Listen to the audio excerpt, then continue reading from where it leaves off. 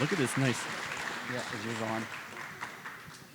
All right, so we'll start off by just having you introduce yourself again to everybody. Sure. My name is Curran Sheldon, and I'm the director of Country Brawlers, and very much enjoying this nice living room space. Yeah, exactly. Nice and comfy. So if anybody has any questions, we do have the mics standing here, so you can just come up and line up for questions. I have a few prepared that I'll start us off with. And I think the first one for me after watching that film, you know, how do you come across or find a subject like Corky? I think as documentary filmmakers, we're always sort of on the lookout for just great characters that can hold your attention and take you on a journey. And it's actually kind of funny because my wife and I had just finished 2 films on the opioid crisis, and it was an emotionally draining few years, and so I thought, I'm gonna make a film, a sports film, So I'm just gonna go to different boxing gyms across the region, West Virginia, Kentucky, Tennessee, and try to find, some interesting characters to follow. And Corky took Melvin to spar at a different gym in Parkersburg, and I just sort of randomly met them. And it was really sort of Melvin's story initially, right? He was in addiction for more than a decade and sort of found boxing as a way to better his life and sort of get himself back on track. So it was really Melvin's story initially that really drew me to him. And then when I talked to Corky, he said, actually, I have like 3 or 4 boxers that are all kind of, going through a similar thing. And they had a saying within the group is like, fighting for a fix rather than looking for one. And that was sort of my entry point, which is funny coming off of 2 films about the opioid crisis. I was like, all right, I found myself in this world again. But, Corky became such a central character, especially when he started training Travis, because I was also filming with the Hanshaws. And he just became sort of the focal point of the story because in a lot of ways, a lot of different boxers come in and out of his world, but it's really his story. And his old school mentality and him sort of holding on to sort of in his mind, I think the sort of the glory days, right, of old school fighting of just Gold's Gym and tough guys, right? So it sort of really became sort of an exploration on Corky as a character more than anything else. That's fantastic. He was amazing to watch the whole time. It was really, really entertaining. So as a documentary filmmaker, obviously you've done this for a while. How do you approach a film like this? Like, do you have a method when you met them at a gym? What do you do after that in getting ready for a story like this? Yeah. For both my wife and I, we make films together often. Our entry point is always, I went to a bunch of different gyms, met a bunch of different people, but it's always, who's at a moment in their life, in their career that change is going to happen, right? They're overcoming some sort of obstacle, some sort of adversity. For our film Recovery Boys, it's guys who are coming right into, a rehab situation. And so obviously, over the course of the next 12 to 18 months, there's going to be sort of dramatic change in their lives. And so, for approaching a film like this, it's very much of finding those characters that can take you on that journey, right? And as soon as Melvin got that call for the Oregon fight, right, it's like an ex-Olympian, 17-0, and went those 10 rounds, blood coming out, streaming down his face. That was sort of the moment where I was like, oh, this guy is in that moment and in that journey that, he's going to carry along with Corky sort of a viewer's attention, right? We're going to see him overcome obstacles. We're going to see him fail. We're going to see him sort of pick himself back up. And so I'm always just sort of looking for those story arcs, looking for those character arcs, and then just, trying to piece them all together into a semblance of a film. So hopefully that, was achieved. Yeah, I think so. And that's kind of part of my next question. This film kind of had a neat bow with Corky's retirement, but how do you know as a documentary filmmaker when a story's over? Yeah, I think a lot of ways you don't, you can keep filming. It's funny because Corky had his retirement and he kept doing it for 2 years. And so it's kind of that was a fake retirement. But I think he's officially kind of done now. He might pick it back up, but kind of the nice thing about sports is you have those builds, you have those climaxes, right? You have that falling action, and so it kind of has a built-in, story arcs. And sort of the beautiful thing about this film is, every single one of the main characters sort of achieve what they wanted to achieve, right? It's like Melvin just wanted to make a little extra cash and, fought 2 of the biggest fighters. Joe Smith Jr. and we've got some boxers, and Jerry Thomas, creator of Tough Man, in the building today, and they know, when you hear Joe Smith Jr., right, you cower in fear. The guy is, an absolute incredible fighter. And so getting the chance to fight a fighter like that, by the car at the end, right? It's like that's what he was doing. He was trying trying to just provide a little extra stability. And then Travis, throughout the film, right, he talks about, how he wants to be remembered. He doesn't care what people in Germany think, what people in Florida think. He cares what people in Ashland, Kentucky think. And so when he gets his sign on, Catlettsburg, home of, Travis Hanshaw, he's sort of achieved the goal that he set out to achieve. And so it's, the sports just kind of allows you to sort of close those story arcs, and I think luckily during filming, each one of those main three characters sort of had that nice wrap up and bow, which is always nice for a documentary filmmaker because most of them are much more open ended, and you're trying to find a sort of a semblance of an ending. Yeah, this one, like I said, it had a good bow on it. So another question I had is, how, as a documentary filmmaker, do you approach access with these characters? Because you're in their homes, you're at their workplace, you're at pivotal moments in their life where maybe it'd be really awkward to have a camera pointed at you. So how do you manage that? Yeah, I remember when we were doing a Q&A with one of our Recovery Boys screenings like 5 years ago. One of the guys said like Elaine and Curran just became like the lamp in the corner, and it sounds a little demeaning, but it's actually kind of like the nicest thing you can say about a documentary filmmaker, where it's like you just stop noticing them because they're just there, right? And that only comes with consistently showing up, being around, and not filming all the time. There was a lot of moments where, Corky and I would just hang out in his office and he would just tell me stories for 2 hours. Or even just playing video games with Melvin and his kids, right? It's just like things that you do that, just sort of endear yourself to your characters. And, Elaine and I work in a very small crew, and this one was even smaller than usual. Usually it's just the two of us, and, she'll run sound and I'll run camera. And on this one, it was a few years ago now, but Elaine was fairly busy with some other work, so I was often there alone. And to some degree, I think that actually helped in terms of just access and people being comfortable with me. It was often just me, Corky, and Melvin. And so just having a small crew, not disrupting their lives, right? I never ask anyone to do something again. I never ask them to act. I never ask them to, say these things. And it's always nice to have someone like Corky who's calling you like, hey, I'm, really angry at the guys and I'm going to blow up on them. And I'm like, I'll be there in 5 hours, right? I'll just hold on. And so, it's just having that relationship, building that relationship, and constantly showing up and being there in the big moments, right? As long as you keep showing up, they'll respect you and let you kind of film some very intimate parts of their lives. That's awesome. How long did it take you to film, or how long were you filming on this project? I filmed probably 60 or 70 days over the course of about 2.5 years, I believe. Yeah. That's a lot. So another question that I had is, again, you've been doing this a while. What's something as a filmmaker that you maybe learned during this process that you haven't learned on other shoots? That's a good question. Sorry to put you on the spot. This film is interesting because I actually filmed most of this between 2017 and 2020, and for me, it's always like I've grown so much as a filmmaker since I made this, and I'm trying to think of exactly like what was it that I did learn to allow to see newer films or newer work and sort of see that growth, and I don't know. I'm always sort of moving my work towards more elegance and higher production value, but there's something really beautiful about sort of the raw and gritty nature of a film like this. And when I think of even fiction films that I like films that are gritty. I like films that are a little dark. I like films that don't shy away from some tough issues. And so even sort of relearning it, watching all this, this now is, it's nice to have some of that gritty and rawness in it, and oftentimes that makes for some of the most emotional and impactful films. And so maybe it was relearning that tonight of like, it's okay sometimes just to be a one-person crew, grab a camera and get in the middle of some action, and just capture what you can, because that's often some pretty impactful storytelling. Yeah, definitely. So another question I had was, we have a lot of filmmakers here in the audience, and I think a lot of people that are getting started wonder about the life of a film like this. So obviously this is getting ready to have its official premiere tomorrow, correct?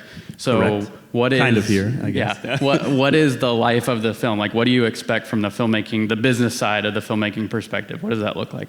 Yeah, I mean, it happens different every time, right? And so for this film, because it's been such a long process, kind of sat on dries for a couple of years while we were working on other projects. Evolve Studios, my production partners on this film, big thanks to them. They came on board mid last year, and sort of helped get another editor to look at it, did the sound design, did the color, and sort of got it over the finish line. So we'll kind of reconvene actually tomorrow and talk about kind of like what are the next steps. So as of now, we're in 4 film festivals, I believe. So Nashville Film Festival tomorrow, Louisville, Knoxville in November, and I think we'll have 1 or 2 more. And we might keep doing sort of a film festival run for another 4 or 5 months, and then you just try to sell it to a distributor, and that's been really hit and miss this year. For films like Heroin Recovery Boys, my wife and mine's 2 films, we sold those to Netflix before they were finished. We'd already pretty much got them pretty much done, but and then something like King Cole, which we made together as well, that premiered at Sundance and has just been doing probably 40 film festivals and now a theatrical run. We'd never got a distributor, and so it's all been independently distributed, and that's just putting in the legwork, and Elaine has done the bulk of that. So every film sort of has a different path. And I'll be interested to see kind of where this one goes. I think we'll do film festivals for a little while, send it to distributors. I think the advantage it does have is, at least I think, it's just an entertaining film, right? It's just kind of fun to watch and go on this journey with these guys. So, maybe there's an audience out there for it somewhere. Yeah, definitely. I mean, the energy from that one fight in Oregon was, I felt it for sure, so that was good. So I get obviously, sweaty every time. I don't know why. It's like I've seen this like 100 times. That's good. So did you have a question? Yeah, I just didn't want to interrupt your No, go ahead. conversation. The film was eloquent. You're good on that. I do have a question, though. With the amount of months you put into this, when you're going through that footage and trying to sort things into a narrative that really fits how it evolved naturally, any thoughts on choosing what elements really are just, this isn't really progressing this, but this suddenly popped in and changes Act 1 entirely? Like, just any notable choices on that? Yeah, I mean, I think the kind of the hardest part about building something that's very observational. We didn't actually. You heard voiceover, obviously, but there's no actual interview shots. But things that are difficult is often you have to make tough choices and get rid of moments that you really like for the benefit of the story. Right? It's, when I started working with a co-editor, we constantly just kind of asked each other, like, what does each character want, right? What are they trying to achieve? Where do they fail at that? And then where do they succeed, right? And how can we build them sort of up and down on this journey? And so a lot of the sort of moving around of scenes and pieces was really based on that. It's like, okay, Melvin's main want, is to make some money, supplement his roofing business, and have a slightly better life. Travis's, even though he's 18-1-1, one of the best boxers, it's really for him. It's to be that hometown hero, have that great record, win some belts at home, like all his fights were in Ashland. And then Corky was he wanted to train someone to do something like Melvin did in Oregon, right? Is to go toe to toe to one of the best fighters in the country. And so every choice that we make is in service of one of those 3 goals, right? It's one of my saddest things about this film is Roy, who Travis fights at the end. We filmed a lot with Roy, and just because there's just too many characters, we had him in there for 15, 20 minutes of the movie for a long time, and eventually just decided that we just couldn't sustain the emotional impact of each character with that many characters. So it's a lot of it sort of cutting away some things that you really love because it's not in service of the main story and the main character arcs and sort of the main emotional journey you're trying to take the audience on. So it's always asking those questions and then sort of moving scenes around or putting scenes in an order that creates that feeling. Thank you. Yeah. Does anybody else have any other questions? We have one right here. So I have a few questions. How many cameras were you using when you just shot in somebody's house, and did you need more cameras when you were shooting like a live competition boxing match? In-house and conversations, usually 1, very seldomly we had 2. Boxing matches were almost always 2. So I would be up next to the ring, next to Corky, and then I'd have one person on a wide, just shooting from above. On Travis's fight, because Roy was a character, I actually brought 2 extras. We had 4 cameras on that because I had a person in Roy's corner, a person in Travis's corner, a person up on a lift, and then one person sort of roaming around and capturing crowds and things. So that was the only fight where we had, probably 4 cameras and a couple other helpers. Do you have a guesstimate of how many hours of video you shot to do that? At least 2 hours. Probably. No, I'm just kidding. I don't know. I think probably. I mean, we actually figured this out for Recovery Boys. I think it was like 200 hours, maybe 300 hours of footage. Wow. I thought it was really great. One thing I was wondering, the subjects never looked at the camera. How did you have to throw away footage if they looked at the camera just by accident? I try to avoid it for sure, but some characters, like Corky, what's great about Corky as a character is he also understands what's going on, right, in the film, I think, to some degree, right? He's always this way. Like, the cameras aren't on. Corky's exactly like that. What you see is what you get. But he also knows that, like, okay, they're rolling. Like, they know that they need me to not look at the camera and just, like, talk to Melvin like they're not there. And he was really good at that, which made all the other characters sort of fall in line. There's 1 or 2 scenes where Travis will look at the camera and sort of reference that, oh, someone is here filming. But generally, it's just, when we're actually filming, I do tell people, just ignore us, act like we're not here. And, for some people it's really difficult, and for others, they pick up on it pretty quick. But usually, if you stick around for a while, they just end up ignoring you, because it's just too exhausting to always, look at the camera or, like, look for approval at the person who's filming you, right? You're just like, I just got to get on with my life and, like, have this conversation with this person in front of me. Otherwise, I can't constantly be, like, referencing, like, did you get that? Did you get that? So I think it's just the fact that you're there a lot, and they just tend to start ignoring you.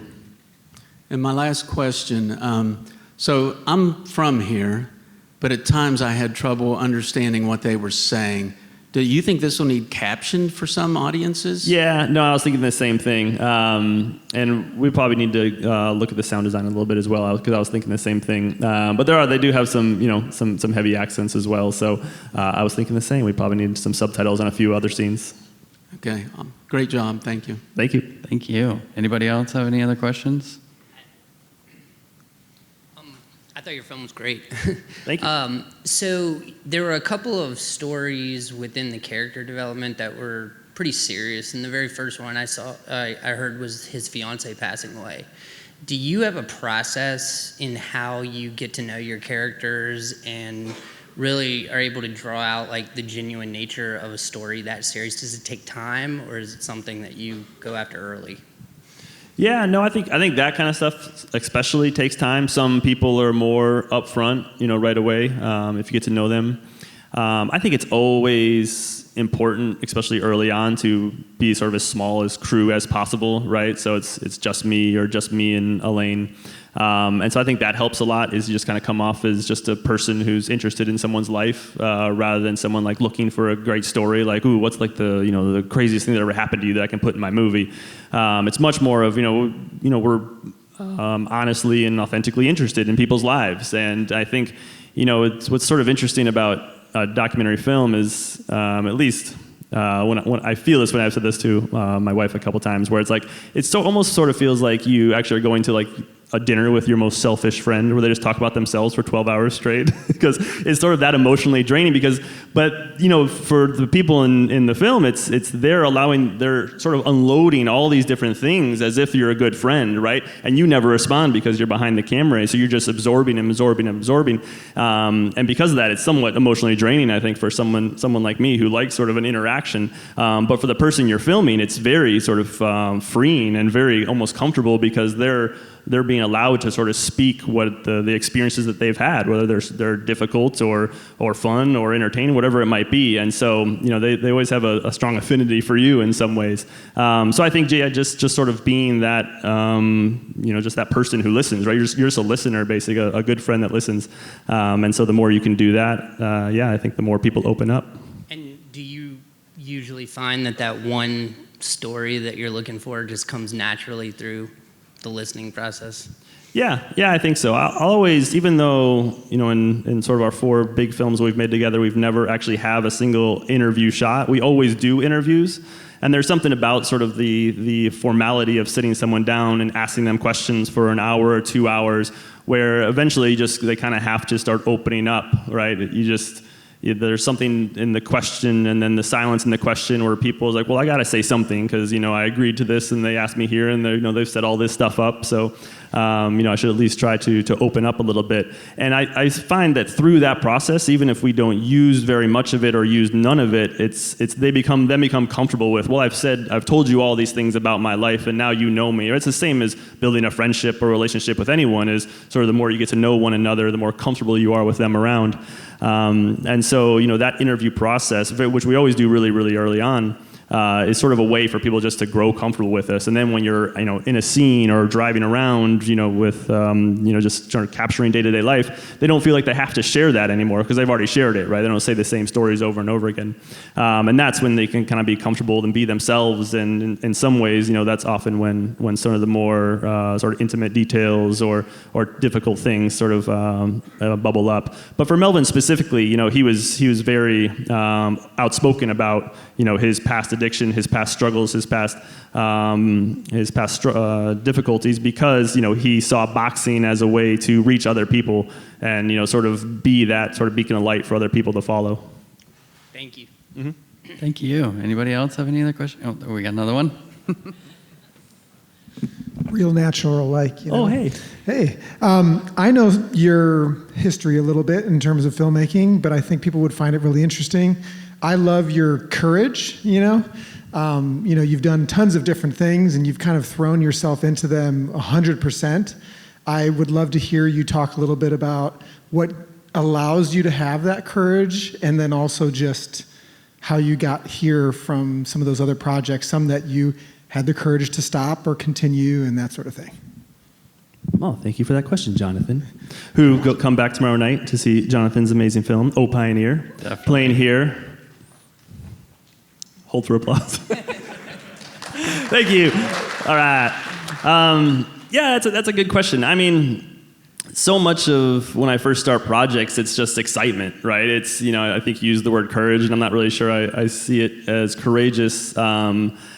It's kind of weird because it's almost the fear of not doing something is much stronger in me than the fear of failure. And so I guess in some way that gives me a type of courage, but it's really just that I can't not make stuff, and I constantly, I just shot a fiction film in April and I'm almost done finishing it. And the last, 6 weeks of editing, I've just been like, well, as soon as I'm done with this, I'm just gonna do commercial work for a while. But I know that's probably not true, It's just something where if I sit still for too long and I'm not trying to go out and find stories and find interesting images, I just get really antsy and just don't feel like I'm quite living the life that I was meant to live. And so a lot of it really is just sort of the fear of not doing something interesting more than the fear of failure. And so I just kind of try to throw myself into whatever I'm working on, as much as possible. And I think to a large degree, a lot of what I've learned in documentary film, a lot of what I've learned in film in general comes from my wife, Elaine, who, when she met me, I was, I'm making fun travel videos for the rest of my life. I'm just gonna this is great. And she has such an amazingly sensitive and sort of beautiful soul that, when I saw how much she cared deeply about a place like West Virginia, a place like Appalachia, it also made me realize that, there are bigger and more important stories to tell. And so, I owe pretty much my entire career to her. And please stick around for her film King Cole coming up next. And so, having a collaborator, as you two know, Clara and Jonathan, sitting over there, having a collaborator to kind of push you when you need to be pushed, or, let's say, let's take a break when we need to take a break, really, really helps as well. I just love trying to seek out images more than anything else. I love stories, but I also just love images. I love capturing something, that I have never captured before, or maybe I have not yet seen before, and so that really drives me. All right, I have a few more questions. So you talked a little bit in your last answer about going and doing commercial work. Do you have to find a balance between commercial work and narrative documentary filmmaking, or what does that process look like for you? Yeah, there's always a balance. I think commercial work's fun because it's usually someone else's idea, right? I mean, Mountain Crafts are some of the best commercial producers in the state of West Virginia, in Appalachia. So is Coat of Arms over there, sitting over there. So we got some of the best commercial production companies in the house to date. But for me, it's really someone else's idea, it's someone else's project, it's someone else's vision to some degree, and they're just hiring me to go out and create something that makes them look good, right? Which is a lot of fun in a lot of ways. It's way more, just lighthearted, kind of way more fun. You can try new things, and people pay you to do it. So that's probably the best part. And then the longer form documentary stuff is takes sometimes 2-3 years, and it can be emotionally draining and physically draining. And so you're always just trying to find that balance between commercial work can be just a 3-day shoot and a 2-week edit, and then you don't have to think about it anymore, but you've created something, and so it kind of keeps those creative juices flowing.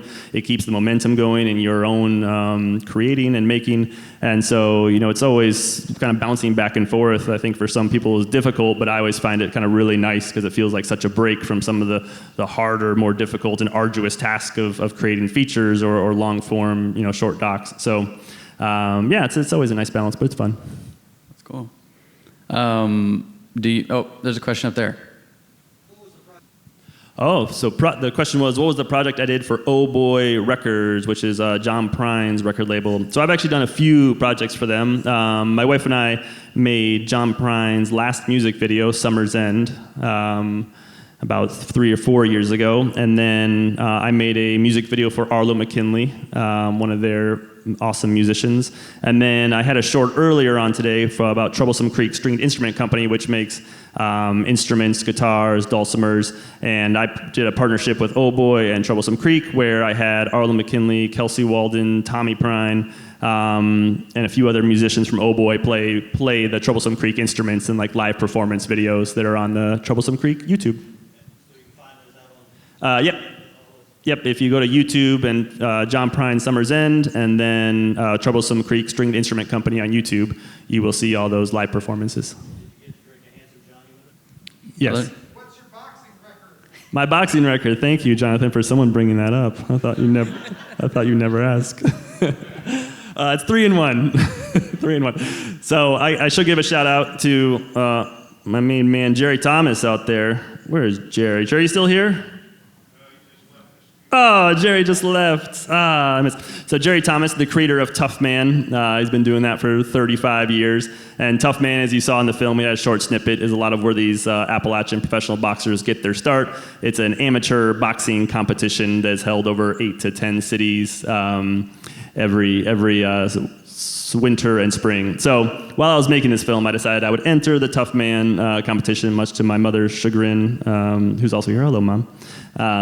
But I did. I won 3 fights, made it to the championship, and lost badly in the championship. But I retired with a winning record at 3-1, and I got a nice plaque for it, and $100. So worth it. Can't beat that. Anybody? Oh, here we go.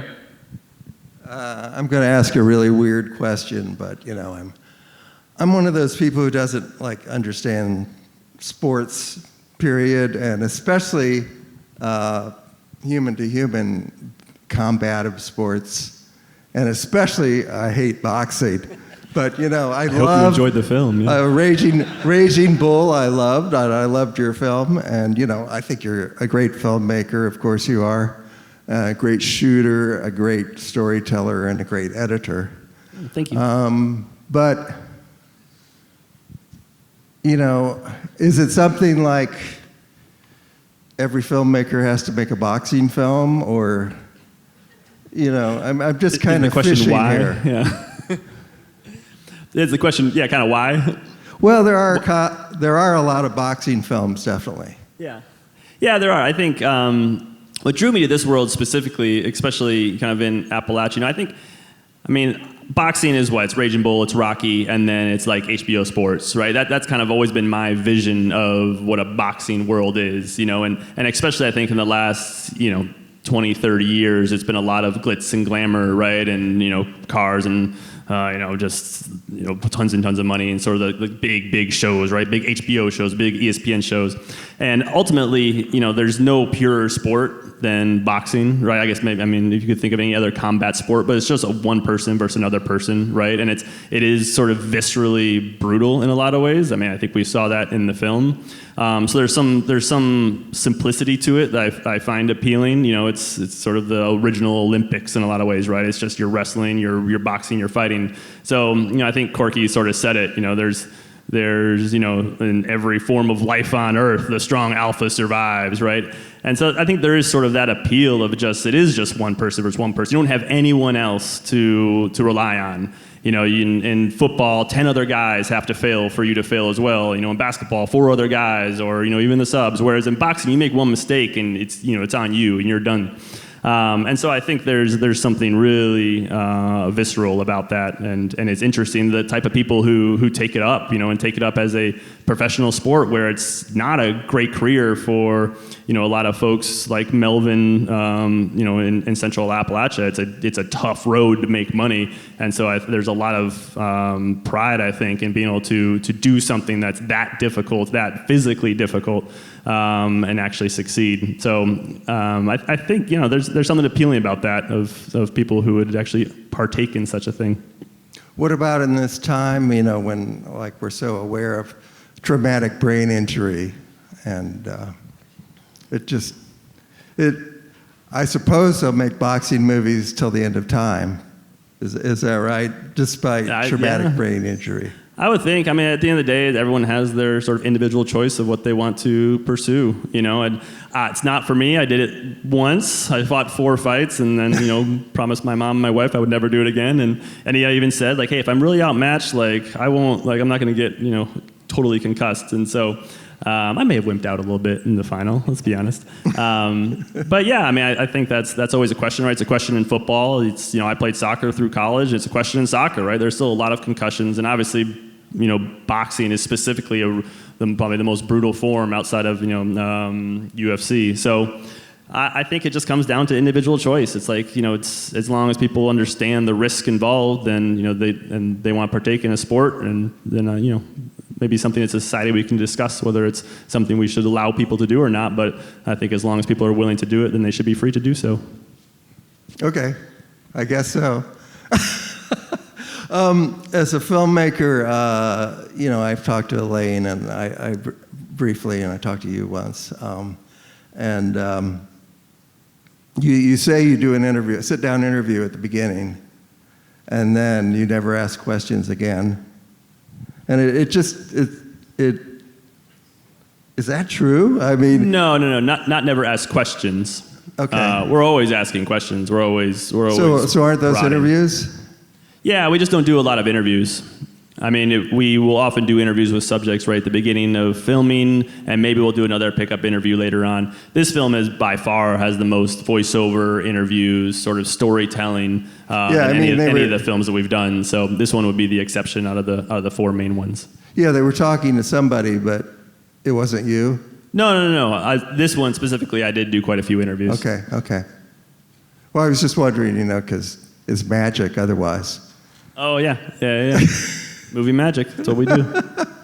Thank you. Thank you. Anybody else have any other questions? So I guess to kind of end it all, you mentioned that you were working on another project. What else do you have cooking? Do you have other ideas that you're working on? What's next for you? Yeah. So currently finishing up my first fiction feature. So I co-wrote a fiction film with a friend of mine, John Temple, who's a professor at West Virginia University and also a great screenwriter and has worked on some shows. So we co-wrote that, and then we shot the film in April and May of this year. It's actually loosely based on some of the characters in this film, so it's around boxing as well and the tough man competition. And it stars Christy the coal miner's daughter, Martin, who some of you may know, one of the greatest boxers in West Virginia history. So that'll be a lot of fun. It's sort of an exploration as well, an experiment of how much can we do with very little. Kind of the same ethos of what's the smallest crew we can do to make a compelling 90-minute fiction film, but in the fiction world. So yeah, I'm currently finishing that up. We'll be putting it out in film festivals hopefully next year, maybe next year at Mountain Craft. And then otherwise, helping Elaine a little bit on trying to get King Cole out in the world as well. So that's doing a theatrical run right now. And otherwise, yeah, I don't know. I think, like I said, now that I'm almost done with this edit, I'm like, I'm going to take a minute and, just do some fun work for a bit.